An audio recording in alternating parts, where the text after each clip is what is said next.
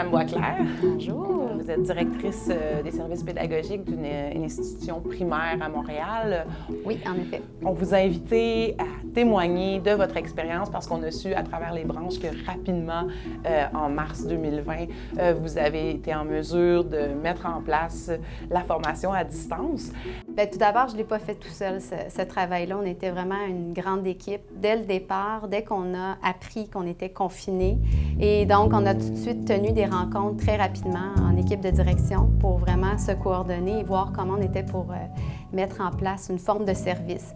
On a décidé de tenir des rencontres avec toutes nos équipes de travail, premièrement pour rassurer notre personnel et deuxièmement pour voir comment on pouvait garder le lien avec nos familles, parce que c'était notre préoccupation première. Et on a assisté à plein de webinaires sur la formation à distance. Et puis, j'ai aussi rencontré l'équipe de technopédagogues qu'on a créée à l'école et qu'on a même bonifiée cette semaine-là pour voir quelle sorte de technologie on utiliserait pour justement nos rencontres à distance avec les élèves, mais aussi avec le personnel. Ça a vraiment été de différentes façons selon l'âge des élèves. Quand on pense aux petits, c'était plus des capsules asynchrones pour que les élèves puissent voir leurs enseignantes au moment opportun. Donc, on a créé plusieurs capsules qui montraient comment faire des lettres, des sons, etc. Chez les plus vieux, au début, c'était plus mode asynchrone aussi, justement pour la réalité des différentes des familles.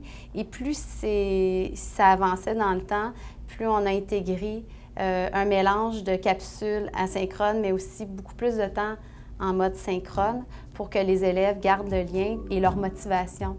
Parce que rendu, je dirais, fin avril, la motivation des troupes, tant dans les maisons que chez les enseignants, qui étaient aussi à la maison, commençait à baisser. On avait opté pour Google Meet. On a mis sur pied différentes capsules. On utilisait Screencastify pour montrer comment faire des trucs. Tout le monde a mis la main à la pâte, puis ça ressemblait à... on avait une rencontre et là, quelqu'un disait on aurait un besoin pour s'enregistrer, pour montrer aux élèves comment faire. Et donc, il y en a une qui disait moi, je pourrais justement faire une clinique. Et elle envoyait l'invitation à toute l'équipe. Puis le surlendemain, tout le monde était présent.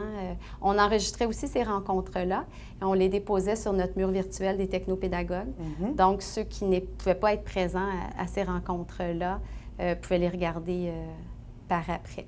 Quels sont les principaux défis que vous avez rencontrés au printemps dernier? Le principal défi, c'était que tout le monde devait travailler de la maison. Donc, moi-même, j'avais deux enfants d'âge primaire. Et donc, je devais gérer mes enfants, le chien, les diverses rencontres, parce que ça demandait quand même beaucoup d'énergie d'être devant un écran à journée longue. On avait des enseignants avec de très, très jeunes enfants, 2 ans là, à la maison. Tout était fermé, hein? Donc, c'était de composer avec cette vie familiale. Donc, ces personnes-là devaient travailler tout en prenant soin de leur famille qui... eux aussi devaient faire l'école à distance. Donc, ça peut passer par des problèmes d'ordre émotif, donc beaucoup d'anxiété. Ça crée beaucoup d'anxiété, de stress. Rassurer beaucoup l'équipe. Et en ce qui concerne les parents, est-ce que vous avez eu du soutien des parents? Ah, complètement. On a vraiment des parents extraordinaires. C'est sûr qu'on communiquait avec eux fréquemment pour les informer de la suite des choses dès qu'on le pouvait. Et donc, on communiquait avec eux souvent. À un moment donné, on s'est rendu compte, vu que ça perdurait dans le temps, on a fait un sondage pour savoir qui n'avait pas accès à un outil technologique pour leur enfant. Parce que quelques minutes, 1 heure par jour, ça va bien prêter son ordinateur à son enfant.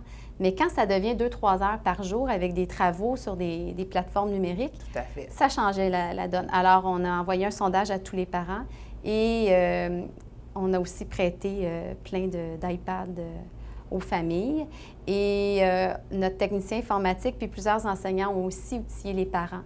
Plusieurs ne savaient pas comment utiliser, par exemple, Google Meet. ne savaient pas comment entrer surtout chez les petits. Les plus vieux, les 4e à 6e année, ça allait, ils étaient capables de rentrer dans leur compte virtuel, mais les petits, non. Donc, on a vraiment dû compter sur la collaboration des parents. Puis... Diriez-vous que c'est vraiment une clé du succès, le fait de bien communiquer avec les parents, nos attentes, leurs besoins et de les outiller pour que ça fonctionne bien au primaire, étant donné l'autonomie des élèves un peu plus... Tout à fait. Je disais au début qu'on était plus en mode asynchrone parce que c'était ce qui était encouragé de faire, compte tenu du contexte particulier. Mais justement, les parents nous ont dit, là, ça ne va pas là, avec nos enfants.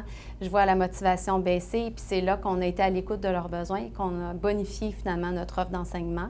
Alors, oui, puis c'est même là aussi qu'on a offert du soutien de la part de la psychoéducatrice, de l'infirmière, pour pouvoir communiquer avec les familles, puis aider justement à différents niveaux. Il a fallu se réinventer finalement beaucoup. Si l'expérience de formation à distance advenant une deuxième vague ou un confinement d'une classe ou de quelques classes devait se reproduire, qu'est-ce que vous feriez différemment? Depuis le début de l'année, on a 3 élèves qui sont à la maison à temps plein. Donc, on a 3 enseignantes qui travaillent en mode comodal. Donc, les élèves sont à distance, à journée longue, mettent leurs uniformes, participent aux activités de classe. On revoit nos façons d'évaluer également. Et puis, récemment, on a 2 classes qui ont été confinées parce qu'il y avait des cas positifs dans ces 2 classes-là. Donc, ce qu'on a fait de différent, c'est que dès le départ, on a préparé un horaire très détaillé où les élèves savaient à quel moment venir en ligne. Donc, on a priorisé le mode synchrone. Donc, les élèves avaient vraiment un horaire avec les moments où ils devaient venir en ligne, les moments même où ils devaient faire des travaux autonomes, parce qu'on sait que c'est la clé du succès de pouvoir quand même orienter les enfants. Et tous les liens pour se connecter étaient dans cet horaire-là. Aussi, on avait fait dès le début de l'année un sondage auprès des parents pour savoir qui, dans l'éventualité d'un confinement, devait emprunter un iPad. Donc, la journée où on a su que les 2 classes étaient confinées, on a pu donner les iPads aux élèves concernés. Et donc, les élèves le savaient très bien que le surlendemain, ils étaient pour commencer à distance. Et ça, là, je les ai vus, ça les a tellement rassurés de savoir qu'ils étaient pour continuer d'aller à l'école. Voilà, bien en gros, c'est les grandes lignes, mais on a tout mis ça dans un document qu'on appelle notre plan pédagogique en cas de confinement, où on n'a rien laissé au hasard.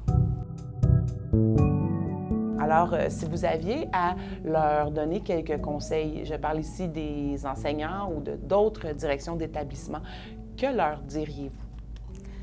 Première chose, c'est de prendre soin d'eux, de se permettre des moments pour décrocher. Moi-même, il y a eu des moments où j'ai senti un certain découragement, une grande fatigue. Donc, c'est vraiment important de décrocher parfois, prendre soin de soi. Ça a l'air évident, mais quand on le vit, c'est pas toujours facile. Et ensuite, c'est de vraiment commencer avec des petits pas, y aller par priorité.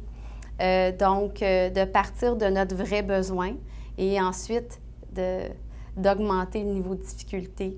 Je dirais aussi d'être très humble et de savoir demander de l'aide des autres. Parce que dans les écoles, on a des gens avec tellement d'expertise. C'est incroyable. Et il y a plein de gens qui sont prêts à aider. Encore faut-il leur demander. Et ce que j'ai appris dans toute cette aventure, c'était la force de l'équipe. Donc, je dirais que c'est ça parce que sinon, si on reste seul, notre sentiment d'efficacité personnelle peut être assez entaché et atteint. Tout à fait. Donc, je dirais que c'est de se garder à l'affût des dernières technologies, mais de ne pas non plus s'étourdir dans plein de technologies parce qu'au fond, la pédagogie de base, elle est toujours très bonne. Donc, de revenir à la base, je pense que c'est, du moins pour ma part, ce que j'ai constaté dans notre milieu, c'était la meilleure chose à faire. Un immense merci, Mme Boisclair, pour votre témoignage. Puis je vous souhaite bon courage et de vous amuser quand même dans cette deuxième vague qui peut-être nous attend. Merci beaucoup. Merci, ça me fait plaisir.